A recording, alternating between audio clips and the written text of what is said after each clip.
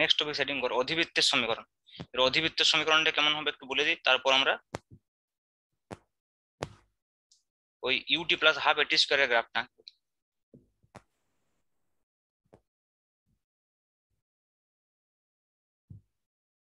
অধিবৃত্তের সমীকরণ দেখ, এতক্ষণ আমরা যে গ্রাফগুলো আঁকছিলাম সেগুলোতে ছিল ওয়াই আর এক্স এর মাথায় পাওয়ার 1 ছিল, হ্যাঁ। এখন Y equal to x square এরকম টাইপের গ্রাফ। অধিবৃত্তের সমীকরণ মানে কিরকম, Y equal to x square, Y equal to x square suppose এই গ্রাফটা আমাকে আঁকতে হবে, দেখতে এটা কিরকম হবে।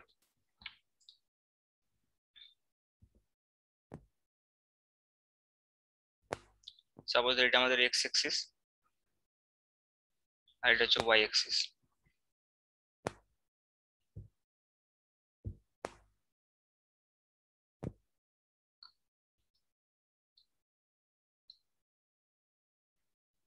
তাহলে দেখেন কি বলছে, Y equal to x square, এটা মানে কি যে এক্স এর মান পজিটিভ হোক বা নেগেটিভ হোক, ভেবে দেখ ওয়াই কি হোক সবসময় পজিটিভ। এক্স যদি আমি পজিটিভ বলি তবু ওয়াই পজিটিভ, আর এক্স যদি আমি নেগেটিভ বলি তবু ওয়াই পজিটিভ, ঠিক আছে। এটা যদি আমার নেগেটিভ এক্স এক্সিস হয়, ভেবে দেখ এক্স নেগেটিভ বললে ওয়াই পজিটিভ, এক্স পজিটিভ বললে ওয়াই নেগেটিভ, এবং এটা একটা বক্ররেখা হবে, কেননা এক্স এর মাথায় পাওয়ার 2 আছে। একমাত্র যদি এক্স এর মাথায় পাওয়ার 1 থাকে তাহলে সেটা সরল রেখা হয়, ঠিক আছে। তাহলে দেখেন এক্স এর মাথায় যেহেতু পাওয়ার 2 আছে, তার মানে এটা বক্ররেখা হবে, এই বিষয়ে সন্দেহ কোনো কারণ নেই। এক্স এর মাথায় 1 ছাড়া যে কোনো পাওয়ার থাকলে সেটা বক্ররেখা হবে। আমরা এখানে নির্ণয় করতে চাইছি যে বক্ররেখাটা কোন দিকে হবে অ্যাকচুয়ালি, ঠিক আছে। তাহলে দেখ যেহেতু আমি বলছি এক্স এর মান পজিটিভ বসালো ওয়াই ওয়াই পজিটিভ, তার মানে এক্স এর মান যখন পজিটিভ বসাবো ওয়াই পজিটিভ, মানে এরকম একটা বক্ররেখা হওয়া উচিত, এবং এক্স বাড়লে ওয়াই বাড়ছে। কিন্তু এক্স এর মান নেগেটিভ হলেও ওয়াই পজিটিভ, তার মানে কি এই পাশেও যদি আমি গ্রাফটা আঁকি তবু এরকম হবে, তবু এরকম হবে। এইটা হচ্ছে গ্রাফটা Y equal to x square, এটা Y equal to x square graph ভেবে দেখ। তাহলে আমি বলতে পারি এটা Y equal to x square না বলে সাধারণভাবে Y equal to K x square বলছি, এখানে কনস্ট্যান্ট থাকতে পারে 2 3 4, এটা Y equal to K x square graph বলতে পারি। এখন যদি মনে কর 1 নম্বর, এটা 2 নম্বরে আমি বলছি Y equal to minus K x square, minus K x square, এটা কিরকম হবে বলতো, বলতে পারবি কি? দেখ এখানে কি ছিল, এক্স স্কোয়ার ছিল বলে কি হচ্ছিল বলতে, ওয়াই এর মান সবসময় পজিটিভ হচ্ছিল, আর এখানে মাইনাস এক্স স্কোয়ার আছে, তার মানে ওয়াই এর মান কি হবে সবসময় নেগেটিভ হবে। হ্যাঁ, কারণ এক্স স্কোয়ারের জন্য পজিটিভ হবে, বাট আগে যেহেতু মাইনাস সাইনটা আছে তার মানে সব নেগেটিভ হয়ে যাবে। মানে স্যার গ্রাফটা কি স্যার নিচ দিকে হবে? হ্যাঁ, গ্রাফটা নিচের দিকে হবে, ঠিক। তাহলে এক্স এর মান বাড়লে কি হবে, ওয়াই কমতে থাকবে, তার মানে গ্রাফটা এইদিকে হবে, এইদিকে হবে। এইটা হয়ে গেল ওয়াই সমান মাইনাস কে এক্স স্কোয়ার।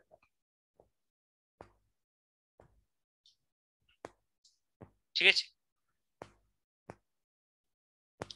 এবার দেখ আমরা আরেকটা ধরনের গ্রাফ আঁকবো যেটা আমাদের সবসময় কাজে লাগবে, এগুলো সব অধিবৃত্ত, এগুলো সব অধিবৃত্ত বলা হয়। 3 নম্বরে আমরা যেটা যে গ্রাফটা আঁকবো যেটা খুব ইম্পর্টেন্ট, সেটা যদি আমার থেকে ওয়াই ইকুয়াল টু মনে করো, হ্যাঁ বল।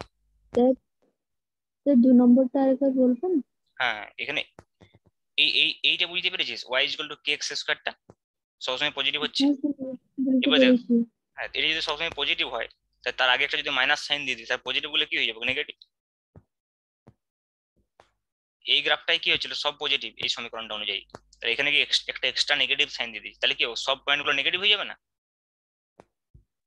তাই যদি সব পয়েন্টগুলো নেগেটিভ হয়ে যায়, ওয়াই ওয়াই যদি সব মান নেগেটিভ হয় তাহলে কোন দিকে থাকবে, এদিকে তো নেগেটিভ ওয়াই এক্সিস, তাহলে এক্স এর আমি এদিকে গেলেও নেগেটিভ, এক্স এর আমি এদিকে গেলেও নেগেটিভ, আর আগে কি হচ্ছিল এক্স এর এদিকে গেলেও পজিটিভ, এক্স এর এদিকে গেলেও পজিটিভ, ওই জন্য গ্রাফটা নিচের দিকে হয়ে গেল। এবার নেক্সট দেখ আরেকটা গ্রাফ যেটা আমাদের কাজে লাগবে, সেটা হচ্ছে y equal to K x square plus মনে করো আমি বলছি c x, k x square plus c x দুটো একসঙ্গে আছে, ঠিক আছে। তাহলে কে এক্স স্কোয়ার প্লাস যদি সি এক্স হয় তাহলে গ্রাফটা কেমন হবে দেখ। প্রথমত দেখ এই গ্রাফগুলো সব মূল বিন্দু দিয়ে যাবে, কি করে বুঝছি না, এক্স ইকুয়াল টু জিরোতে ওয়াই ইকুয়াল টু জিরো, বুঝতে পারছিস, এক্স ইকুয়াল টু জিরোতে ওয়াই ইকুয়াল টু জিরো। এখানে দেখ y equal to K x square plus c x লিখেছি, এখানে এক্স ইকুয়াল টু জিরোতে কি হবে ওয়াই ইকুয়াল টু জিরো, কিন্তু এই গ্রাফটা কেমন হবে দেখ, একটু আলাদা হবে। দেখতে গ্রাফগুলো কি হবে, কিন্তু বিভিন্ন পয়েন্ট থেকে শুরু হবে, ডিরেকশনটা বিভিন্ন দিকে হবে, এটাই যা।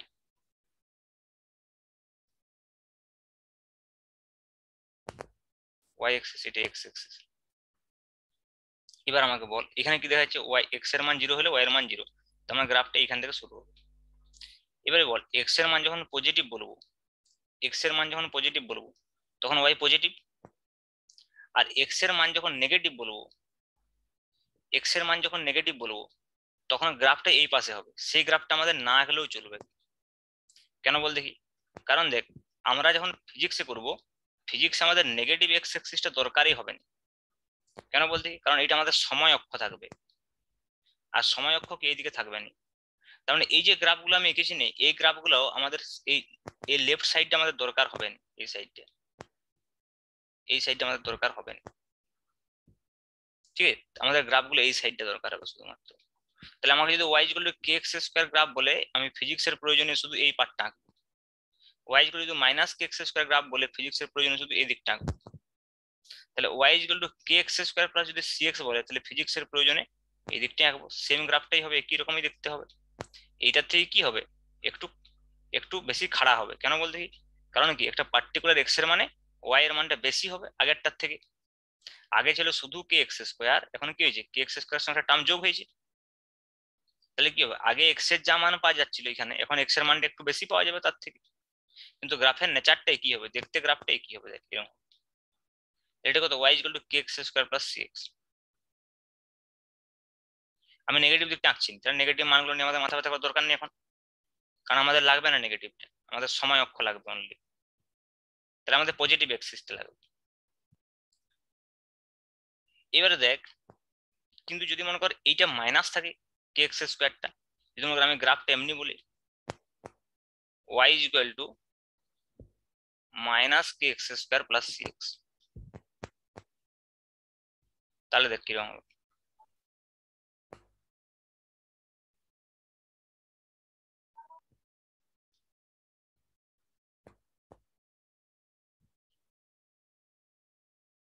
এদিকটা এক্স এক্স ওয়াই এক্সিস, এদিকটা এক্স এক্সিস। আচ্ছা আমাকে বলতো, এক্স স্কোয়ার বড় নাকি এক্স বড়? X square. তাই, এক্স স্কোয়ার বড় বটে। আমি এক্স এর মান, আমি এক্স এর মান বলেছি, এক্স এর মান যতক্ষণ না বলছি এটা বলা যাবে না। মনে কর আমি বললাম এক্স সমান 0.1, তাহলে এক্স স্কোয়ার কত হয়ে যাবে, 0.01। কে বড় হলো? এক্স। এক্স, এক্স বড়। কিন্তু যদি মনে কর আমি বলি এক্স ইজ ইকুয়াল টু 2, তখন x square is equal two কত, 4। 4। তখন কে বড়, এক্স স্কোয়ার। X square. তার মানে তুই দেখে লে, যে 0 থেকে 1 অবধি, মানে এক্স যতক্ষণ ফ্র্যাকশন হবে না প্রথম দিকে, এক্স যতক্ষণ ফ্র্যাকশন হবে ততক্ষণ কে বড়, এক্স বড়। আর এক্স যখনই পূর্ণ সংখ্যা হবে তখন কে বড়, এক্স স্কোয়ার বড়। তার মানে তুই যদি প্রথম দিকে মান বলিস, এক্স এর মান ইনিশিয়ালি, ইনিশিয়ালি কে বড়, এক্স বড়। এক্স এ যদি আমি সব ধনাত্মক মান বসাই, তাহলে ইনিশিয়ালি কে বড় হবে, সি এক্স বড় হবে মাইনাস কে এক্স স্কোয়ারের তুলনায়। তাহলে গ্রাফটা প্রথমে কাকে মেনে চলবে, সি এক্স কে, তারপরে কে এক্স স্কোয়ার কে মেনে চলবে। তাহলে প্রথমে যদি সি এক্স কে মেনে চলে, তাহলে প্রথমে গ্রাফটা কি হবে, পজিটিভ না নেগেটিভ, পজিটিভ হবে দেখ, কারণ সি এক্স বড় তো। তাহলে যখন এক্স এর মান খুব কম হবে তখন কি হবে, গ্রাফটা পজিটিভ এক্সিসের দিকে যাবে। মানে যে এই গ্রাফটা দেখ, এখানে কি ছিল, ওই যে ওয়াই ইকুয়াল টু তুমি মাইনাস কে এক্স স্কোয়ার বলি দেখ, তাহলে গ্রাফটা কোন দিকে হচ্ছে, জাস্ট নিচের দিকে নেমে যাচ্ছে। কিন্তু মনে কর ওয়াই স্কোয়ার সময় যদি মাইনাস কে এক্স বলি, গ্রাফটা প্রথম থেকে নিচের দিকে নামবে না। কেন বলছি, কারণ প্রথম থেকে নেগেটিভ হবে না, প্রথম দিকে পজিটিভ হবে। কেন, এই সি এক্সটার জন্য, কারণ প্রথম দিকে কে বড়, সি এক্স বড়। তাহলে গ্রাফটা প্রথম দিকে কি হবে, প্রথম দিকে পজিটিভ দিকে যাবে, কিন্তু কিছুক্ষণের মধ্যে নেগেটিভ দিকে চলে আসবে। কারণ কি, কিছুক্ষণের মধ্যেই কে এক্স স্কোয়ার বড় হয়ে যাবে। তাহলে গ্রাফটা কেমন হবে, এই গ্রাফটা তাহলে প্রথমে যাবে পজিটিভের দিকে, পজিটিভের দিকে প্রথমে যেতে চাইবে। যেই যেই যে এক্স এর মান বাড়তে থাকবে, এক্স এর মান বাড়তে থাকবে, তো কি হবে, গ্রাফটা নিচের দিকে নামাবে, কারণ তখন এ বড় হতে থাকবে। দিয়ে এ নিজের এতে নিয়ে চলে আসে। তাহলে প্রথমে দেখ সিএক্স, প্রথমে সিএক্স এর পজিটিভের জন্য প্রথমে পজিটিভ হচ্ছিল, পজিটিভ হচ্ছিল, পজিটিভ হচ্ছিল, পজিটিভ হচ্ছিল, ম্যাক্সিমাম পজিটিভ হবে। তারপরে কি হবে, এবারে নেগেটিভ হতে থাকবে, পজিটিভটা কমতে থাকবে, পজিটিভ কমতে থাকবে, পজিটিভ কমতে থাকবে, জিরো হয়ে যাবে। যখনই কে এক্স স্কোয়ার সি এক্স সমান হয়ে যাবে তখনই জিরো। তারপরে কি হয়ে যাবে, তারপরে গ্রাফটা সম্পূর্ণ কে এক্স স্কোয়ারকে মেনে চলবে, তার নিচের দিকে চলে আসছে। এবারে দেখ এইটা হয়ে যাচ্ছে। বুঝা গেল ব্যাপারটা? সেটা আগেরটাতে সিএক্স এর জন্য কোনো গ্রাফের পরিবর্তন হবে না? গ্রাফের পরিবর্তন হবে, কিন্তু সেই গ্রাফের পরিবর্তন আমরা এখানে বুঝতে পারছি না। একই গ্রাফে আঁকলে বুঝতে পারবো। মনে কর যদি আমি বলি, এইটা আমি যদি বলি ধর y equal to K x square, তাহলে এইটা y equal to K x square plus c x. এইটা যদি হয় y equal to K x square, কেন বল দেখি? কারণ দেখ এক্স এর একটা পার্টিকুলার মানের জন্য এই গ্রাফটার যা মান হচ্ছে এইটা তার থেকে বেশি হচ্ছে, কারণ এটা সি এক্সটা যোগ আছে। ওটা মনে কর এক্স ইকুয়াল যদি বলি 1 1, তাহলে এই মানটা কত হবে কে, আর এই মানটা কত হবে কে প্লাস সি। দেখ ওটা এটা হয়ে যাবে কে, এটা হয়ে যাবে কে প্লাস সি, এক্স সমান 1 বসালে। তার মানে এখানে সি এক্সটা কি করছে, শুধুমাত্র ওয়াই এর মানটাকে বাড়িয়ে দিচ্ছে, গ্রাফের নেচার কোনো চেঞ্জ করছে না। কিন্তু এইখানে এই মাইনাসটা দিয়ে দেওয়ার জন্য গোলমালটি হচ্ছে। মাইনাস কে এক্স স্কোয়ারের গ্রাফ এমনি তো হয় নিচের দিকে, কিন্তু সি এক্স তো প্লাস আছে। মনে করি এটাও যদি আমি মাইনাস কে x square minus c x দিয়ে দিতাম, তাহলে আর একটু তাড়াতাড়ি নিচের দিকে নামতো। কিন্তু এক্স এর একটা মাইনাস একটা প্লাস করে দিলে তো মুশকিলটা। তাহলে তখন কাকে মেনে চলবে গ্রাফ, যে বড়? তাহলে সি এক্স বড় হলে প্রথমে সি এক্স কে মেনে চলবে, তাই জন্য কি প্রথমে পজিটিভ, কিন্তু কিছুক্ষণের মধ্যে কে বড় হয়ে যাবে, এক্স স্কোয়ার, কারণ পূর্ণ সংখ্যা হলে এক্স স্কোয়ার বড় হয়ে যাবে, তখন এক্স স্কোয়ার কে মেনে চলবে, ওই জন্য নেগেটিভ দিকে আসছে। বুঝা গেল? Y equal to K x square plus c x graph কেমন হবে, আর y equal to minus K x square plus c x graph কেমন হবে, এই দুটি আমাদের জানার ইন্টারেস্ট। এবং পজিটিভ এক্সিসে আমরা রাখতে চাইছি, নেগেটিভ এক্সিস নিয়ে আমাদের চিন্তা নেই। দেখ এটা কার সঙ্গে কম্পেয়ার করবো, s equal to u t plus half a t square, আর এটা u t minus half a t square, ওই জন্য এই দুটো গ্রাফ দরকার। বুঝতে পারছিস? তাহলে এক্স এর জায়গায় আমরা টি বসিয়ে দেবো, আর ওয়াই এর জায়গায় এস বসিয়ে দেবো। তাহলে সমতরণে গতির ক্ষেত্রে আমরা বা সমমন্দনে গতির ক্ষেত্রে আমরা এসটি লেখচিত্র আঁকতে পারবো। তাহলে নেক্সট লিখ, সমমন্দনে গতির ক্ষেত্রে এসটি লেখচিত্র, সমতরণে গতির ক্ষেত্রে এসটি লেখচিত্র।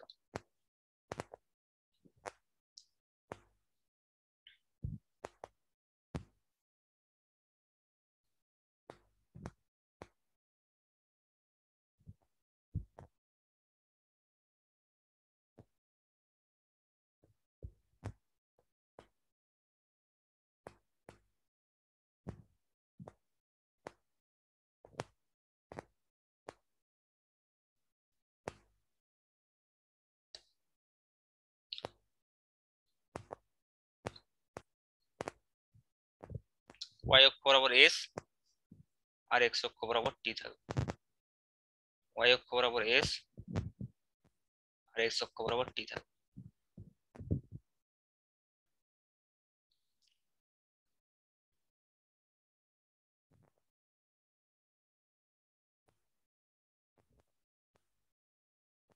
এখানে আমি সমতরণে আঁকছি, এটা এস ইকুয়াল টু ফর্মুলা ছিল আমাদের UT plus half a t square. আগে আমি হাফ এটি স্কোয়ার লিখছি, তো বুঝতে সুবিধা, half a t square plus UT, আর এখানে কত হবে মাইনাস হাফ এটি স্কোয়ার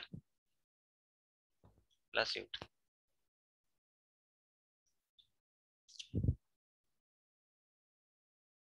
তাহলে দেখ এই গ্রাফটা কার মতো হচ্ছে, এস এর জায়গায় যদি আমি ওয়াই লিখি, ওয়াই এক্সিস বরাবর আছে, দেখ হাফ এর জায়গায় এমন করে কে লিখে দিলাম, এই টি এর জায়গায় এক্স লিখে দিলাম, এই ইউ এর জায়গায় সি লিখে দিলাম।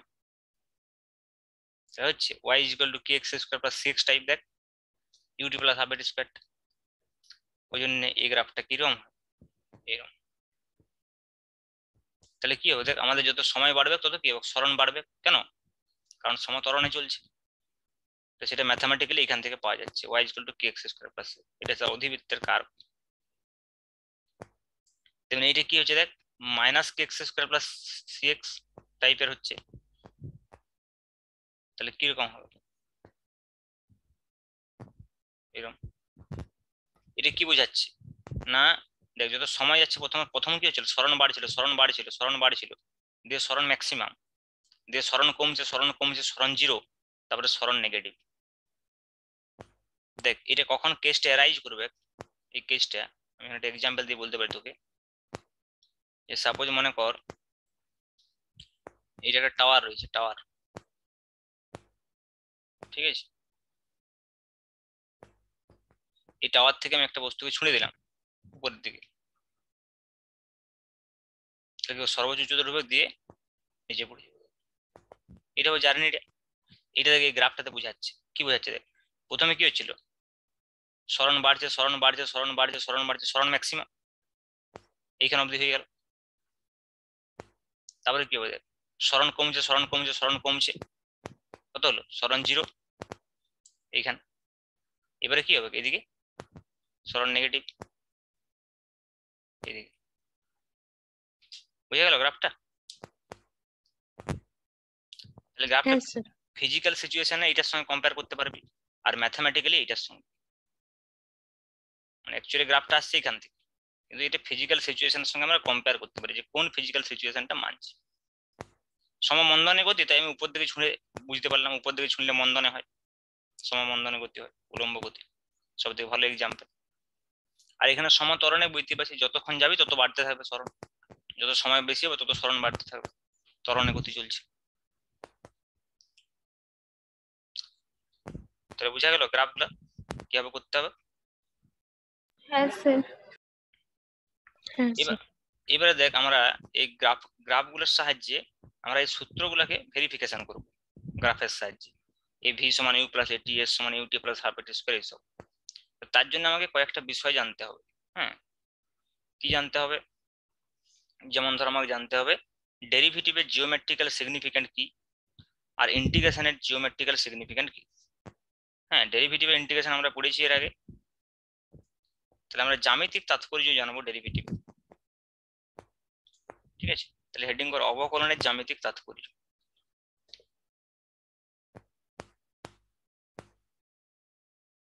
তোদেরকে এটা বলে দিয়েছিলাম আগে, বলিনি তো?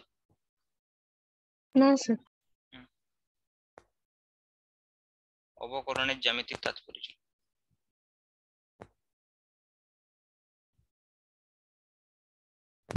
জ্যামিতিক ভাবে অবকলনটা আসলে কি বোঝাচ্ছে দেখ। তো দেখ আমরা একটা সরল রেখার প্রবণতা অলরেডি আমরা জানি,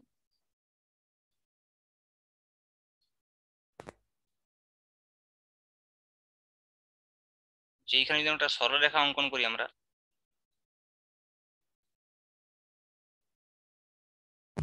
y is equal to mx,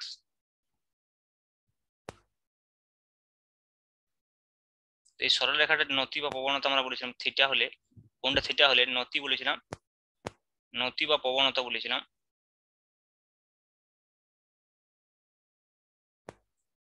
m is equal to tan theta, tan theta, এটা আমরা জানি। কিন্তু দেখ যদি আমাদের সরলরেখা না থেকে বক্ররেখা থাকে, তখন আমরা বক্ররেখার প্রবণতাকে কিভাবে ডিফাইন করি। এটা মনে করি এক্স এক্সিস, এটা ওয়াই এক্সিস, আর মনে কর আমার একটা বক্ররেখা রয়েছে, এখানে মনে কর যে একটা বক্ররেখা রয়েছে, ঠিক আছে? এবার এই বক্ররেখাটার যদি আমি প্রবণতা বলি, সরল রেখার ক্ষেত্রে যেমন একবার প্রবণতা বললে হয়ে গেল, কিন্তু বক্ররেখার ক্ষেত্রে বিভিন্ন পয়েন্টের প্রবণতা বিভিন্ন, এই পয়েন্টের প্রবণতা আলাদা হবে, এই পয়েন্টের প্রবণতা আলাদা হবে, আবার এই পয়েন্টের প্রবণতা, বিভিন্ন পয়েন্টের প্রবণতা আলাদা হবে, কিন্তু এখানে প্রবণতা আলাদা হওয়ার কোনো সম্ভাবনা নেই। তাই জানতে হবে যে বক্ররেখার প্রবণতা কিভাবে ডিফাইন করা হয়, কারণ সরল রেখার প্রবণতা কিভাবে ডিফাইন করা হয় আমরা জানি, এক্স অক্ষের ধনাত্মক দিকের সঙ্গে কত কোণ করছে সেটা জানলে হবে, তার ট্যানজেন্টের মানই হচ্ছে সরল রেখার প্রবণতা। কিন্তু বক্ররেখার প্রবণতাকে কিভাবে ডিফাইন করা হয় না, কোনো বিন্দুতে যদি আমাকে বক্ররেখার প্রবণতা কেউ জানতে চায়, তাহলে আমাকে কি করতে হবে, সেই বিন্দুতে স্পর্শক অঙ্কন করতে হবে, ঠিক আছে? এবং এই স্পর্শকটা যে কোণটা করবে এক্স অক্ষের ধনাত্মক দিকের সঙ্গে, তার যে ট্যানজেন্ট হবে হ্যাঁ, সেইটি হবে m equal to tan theta, এবং সেটা একটা পার্টিকুলার পয়েন্টে। সাপোজ ধরো এই পয়েন্টটা আমি যদি বলি এক্স কমা ওয়াই, তাহলে এই ট্যান থিটাটা হচ্ছে কত, এক্স কমা ওয়াই বিন্দুতে, এই এক্স কমা ওয়াই বিন্দুর প্রবণতা। কিন্তু একটা সমস্যা হচ্ছে কি না, যেমন তো সরল রেখা যদি আমি তোকে পয়েন্টটা বলে দিই, এই পয়েন্টে যদি এক্স কমা ওয়াই হয়, তা দেখ তুই এখান থেকে সরলরেখার প্রবণতা নির্ণয় করা খুব সিম্পল। তার কারণ হচ্ছে যে এইটা হচ্ছে এক্স আর এটা হচ্ছে ওয়াই, তখন তুই এখান থেকে নির্ণয় করে নিতে পারবি ট্যান থিটা সমান ওয়াই বাই এক্স। কিন্তু দেখ তুই এইখানে নির্ণয় করতে পারবি না, কেন বল দেখি? তার কারণ হচ্ছে দেখ, তুই যদি এখানেও এরকম একটা ত্রিভুজ তৈরি করার চেষ্টা করিস, তাই তুই এইটা তো পেয়ে যাবি কত, ওয়াই, কিন্তু এইটা তুই পাবি নি কত, কেন বল দেখি? কারণ এক্স তো এইখান থেকে, ঠিক আছে? তাহলে দেখ তুই এইটা বলতে পারবি না কোথায় ট্যান থিটা তুই নির্ণয় করতে পারবি না, কেন বলতে পারবি না? কারণ স্পর্শক অঙ্কন করলে সেটা কোন পয়েন্টে যে কাট করবে তুই বুঝবি কি করে, এই পয়েন্টটা কত হবে? নাহলে তো এইটা যদি আমরা জানতাম তাহলে বলে দিতে পারতাম, কিন্তু এটা তুই বলতে পারবি না, এবং এটা কি বিভিন্ন পয়েন্টে বিভিন্ন হবে। তাহলে এটা আমাদের সমস্যা হয়ে গেল যে এই ট্যান থিটা থেকে আমরা কিন্তু বক্ররেখার প্রবণতা নির্ণয় করতে পারছি না, যদিও আমরা সরল রেখার প্রবণতা নির্ণয় করতে পারছি। তখন বক্ররেখার প্রবণতা বের করার জন্য দেখা গেল একটু ইনভেস্টিগেট করলে আমরা বুঝতে পারবো যে বক্ররেখার প্রবণতাটা আসলে কিছুই নয়। ওই বিন্দুতে যদি আমি ওই কার্ভটার আমি ডেরিভেটিভ করে দিই তাহলে হয়ে যাবে। মানে যেমন ধর আমি তো একটা এক্সাম্পল হিসেবে দিচ্ছি, আমরা এখানে একটা বক্ররেখা আঁকতে শিখলাম, y equal to x square বক্ররেখা আমরা আঁকতে জানি। তো সাপোজ মনে কর এই কোঅর্ডিনেট এক্সিসটাতে এটা ধর ওয়াই এক্সিস আর এটা এক্স এক্সিস। হ্যাঁ,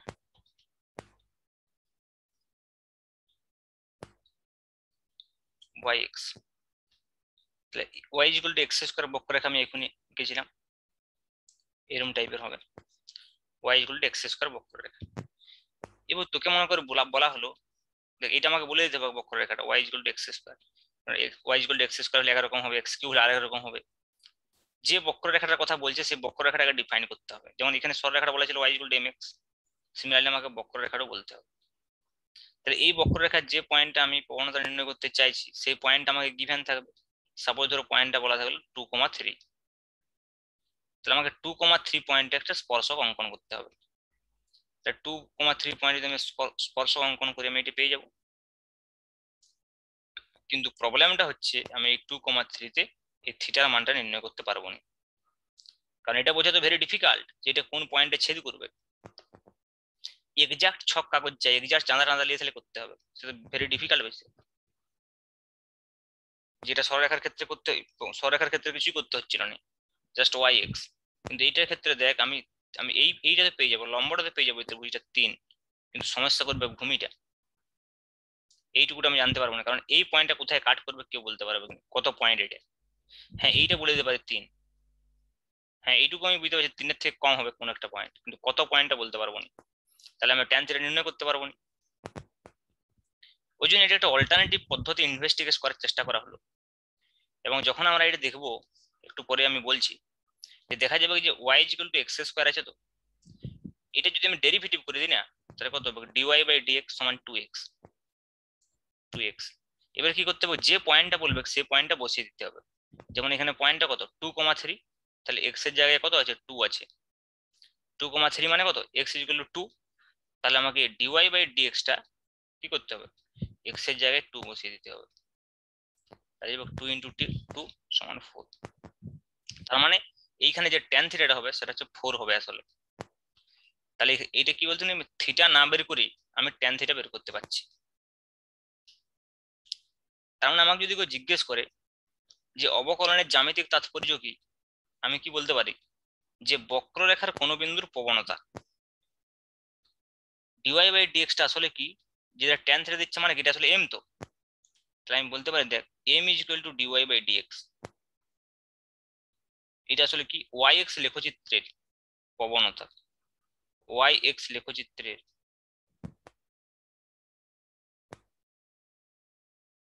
কোন বিন্দুর প্রবণতা।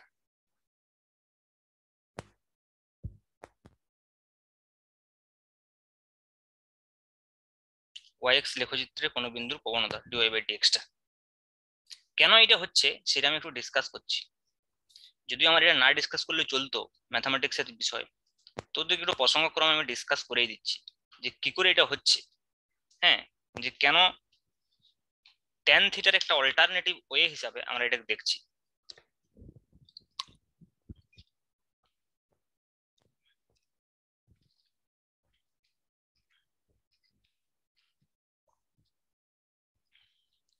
দেখ, আমি যদি একটা কার্ভ এঁকে আমরা এটা বোঝার চেষ্টা করি, বুঝতে পারবো।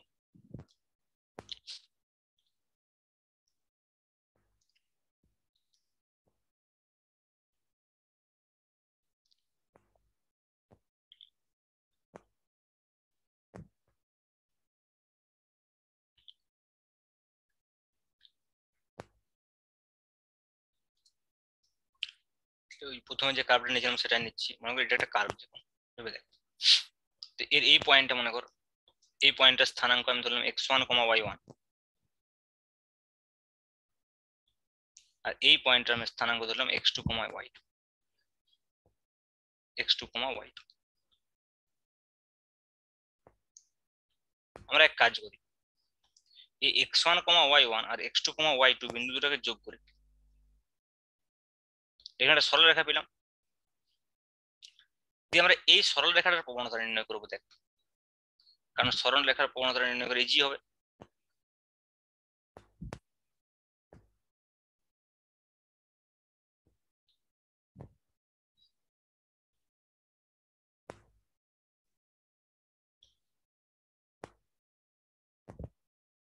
আমি যদি এই কোণটা নির্ণয় করতে পারি, ভেবে দেখ, এই কোণটাই পেলে আমাদের কি হয়ে যাবে, ট্যান থিটা পেয়ে যাবো। ট্যান থিটা পেয়ে গেলে কি হবে, সেটাই হবে এই সরলরেখাটার নতি বা প্রবণতা। এটা এবি সরলরেখার নাম দিয়ে দিলাম। তা দেখ, এটা পেতে গেলে আমাকে পয়েন্ট গুলো জানতে হবে। তাহলে যদি x1, y1 হয়, তাহলে এখানে পর্যন্ত কত হবে, ডিস্টেন্সটা x1,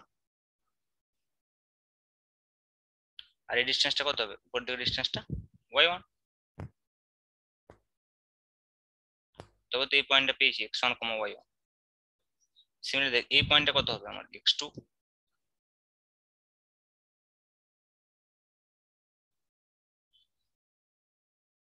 আর এই পুরোটা কত হবে y2।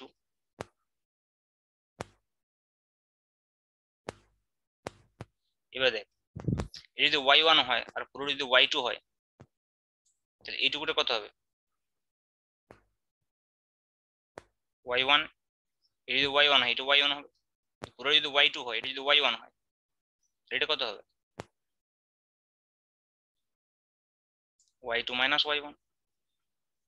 আবার দেখ, এটা যদি x2 হয়, এটা যদি x1 হয়, তাহলে এটা কত হবে x2 minus x1 x2 minus x1।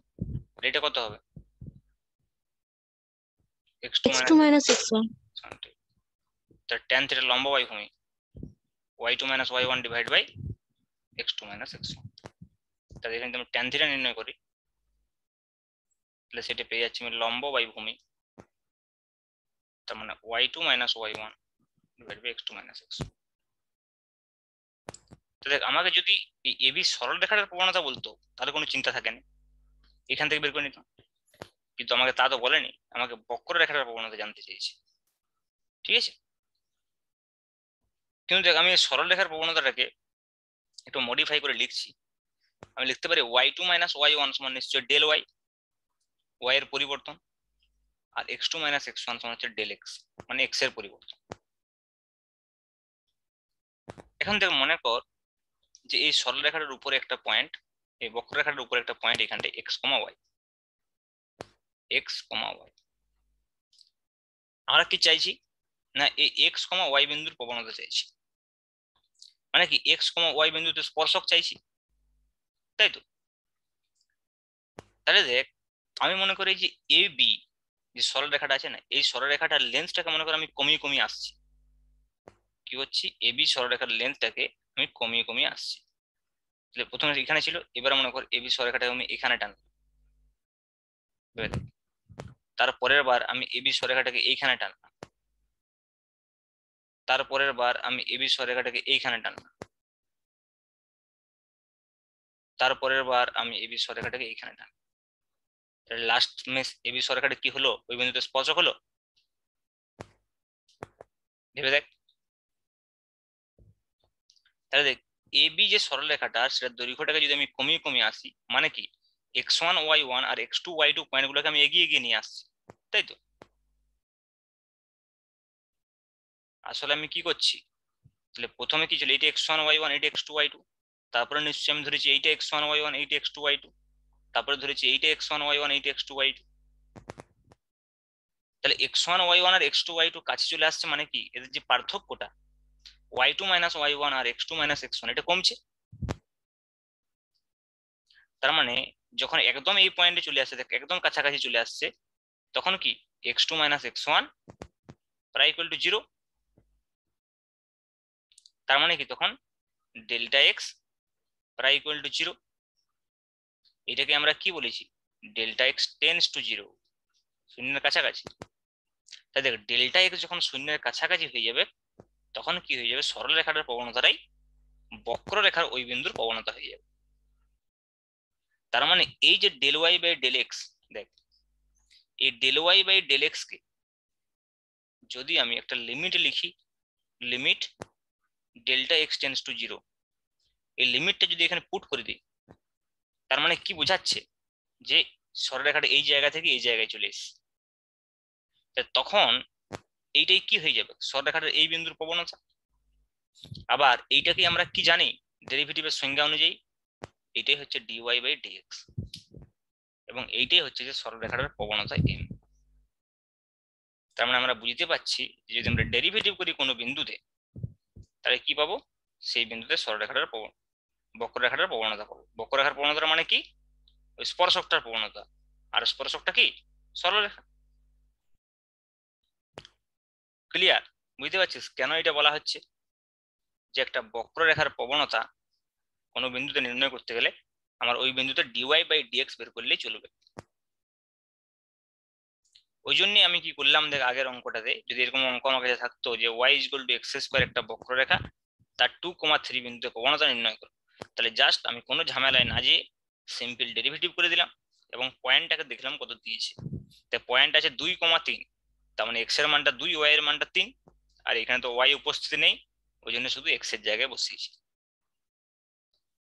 তাই একবার ডেরিভেটিভ করলে আমি এটা পেয়ে যাবো। তার মানে ডেরিভেটিভের জ্যামিতিক তাৎপর্য হচ্ছে কি না, ডেরিভেটিভ করলে কোনো একটা ফাংশনের কোনো একটা পার্টিকুলার বিন্দুতে কি পাওয়া যায়, ওই বক্ররেখাটার ওই বিন্দুর প্রবণতা পাওয়া যায়। ঠিক আছে, এবার দেখ আমরা ইন্টিগ্রেশনের জ্যামিতিক তাৎপর্য পড়বো, কিন্তু তার জন্য তোকে আরেকবার জয়েন করতে হবে, আরেকবার জয়েন করে এই মিটিংটা শেষ।